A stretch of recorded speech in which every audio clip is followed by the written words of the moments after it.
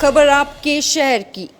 Karnal DGP Shatrujeet Kapoor ने कहा कि विधानसभा चुनावों के लिए तैयारी की गई है। चुनाव आयोग के साथ बैठक हो चुकी है। गृह मंत्रालय से सुरक्षा बलों की 225 कंपनियां मांगी गई थी, जिनमें से 70 कंपनियां पहुंच चुकी है। चुनावों के मद्देनजर अंतर्राज्यीय सीमाओं पर नाकेबंदी शुरू कर दी गई है। फ्लाइंग स्क्वाड और सर्विलेंस टीम सक्रिय कर दी गई। विभिन्न विभागों के साथ टीम गठित करके नशा और अवैध हथियार पकड़ने का काम जारी है। आज आपने देखा पासिंग आउट परेड थी। 704 महिला पुलिसकर्मी, हमारे प्रोबेशनर डीएसपीज और सब इंस्पेक्टर्स आज उन्होंने पास आउट किया और डीजी एनआईए इस समारोह पर मुख्य अतिथि के रूप में आए।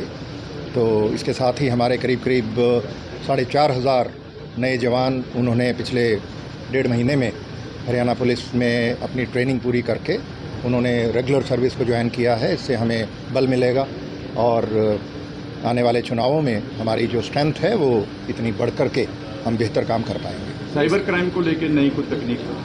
साइबर क्राइम में जो पिछले साल सितंबर महीने तक हम 25वें स्थान पर थे पैसे ब्लॉक करने में, और उस पर काफ़ी बड़ी हमने एक योजना बनाई, उसके तहत काम किया और दिसंबर में बढ़ के दर 18% हुई, फरवरी में 27 और जुलाई महीने में 36% पर हम आए। यानी 36% जो ठगा गया पैसा था उसको ब्लॉक कराने में हम कामयाब रहे।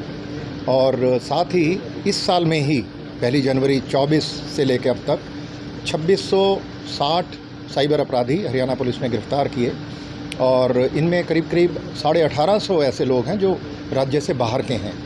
तो प्रतिदिन हम 12 साइबर अपराधियों को औसतन गिरफ्तार करते हैं और ये दर हमारी बढ़ रही है।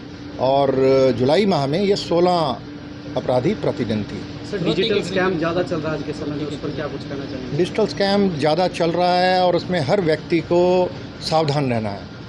कोई भी आपको अगर फ़ोन करता है, ये कहता है कि आपके खिलाफ़ कहीं केस हो गया, आपका कोई सामान पकड़ा गया, ड्रग्स पकड़ी गई आपके नाम से, उसमें आधार आपका मिला है, इनमें कोई सच्चाई नहीं होती। ये ठग हैं और ये ठगी करने का प्रयास कर रहे हैं। ऐसे लोगों के आप फ़ोन आते हैं तो उसकी सूचना 1930 पर तुरंत देनी है और इनको पैसा कतई ट्रांसफ़र नहीं करना है। इसी तरीके से अगर कोई ये कहता है कि आपका पैसा डबल कर देंगे, ट्रिपल कर देंगे चंद ही दिनों में, और लालच देने के लिए कुछ प्रॉफिट दे भी देता है, ऐसे लोगों के झांसे में नहीं आना है। तो इन्वेस्टमेंट के फ्रॉड हो रहे हैं या डर दिखा करके अरेस्ट का, क्रिमिनल केस का या कोई और इस प्रकार का डर भय दिखा करके पैसे लेने की कवायद जो लोग करते हैं, ये साइबर ठग हैं, इनसे सावधान। विधानसभा चुनाव को लेकर हरियाणा पुलिस की क्या तैयारी है सर? हमारी जो अक्टूबर में हमारे चुनाव हैं और इसके लिए तैयारियां हमने कर ली हैं। इलेक्शन कमीशन ऑफ इंडिया के साथ मीटिंग्स हो गई हैं और गृह मंत्रालय ने हमें 70 कंपनियां भेज दी हैं हरियाणा में, जो आ चुकी हैं और अपना काम कर रही हैं वो। और बाकी जो कंपनियां हमारी हैं, हमने करीब 225 कंपनियां मांगी हैं, वो बाकी कंपनियां हमारी कुछ दिनों में इलेक्शन से पहले आ जाएंगी। नई टेक्नोलॉजी जोड़ने के लिए किस तरह का प्रयास किया? जैसा मैंने अभी आपको बताया कि नई टेक्नोलॉजी में जो साइबर क्राइम्स का टेक्नोलॉजी क्राइम्स हैं ये, तो इनको डील करने के लिए काफ़ी बड़ी जो कवायद हुई, उसके अंदर जो अच्छे नतीजे आए उसके बारे में मैंने अभी आपको बताया और ये चलता रहेगा। इंटरस्टेट को लेकर कोई नाके वगैरह इलेक्शन को लेकर?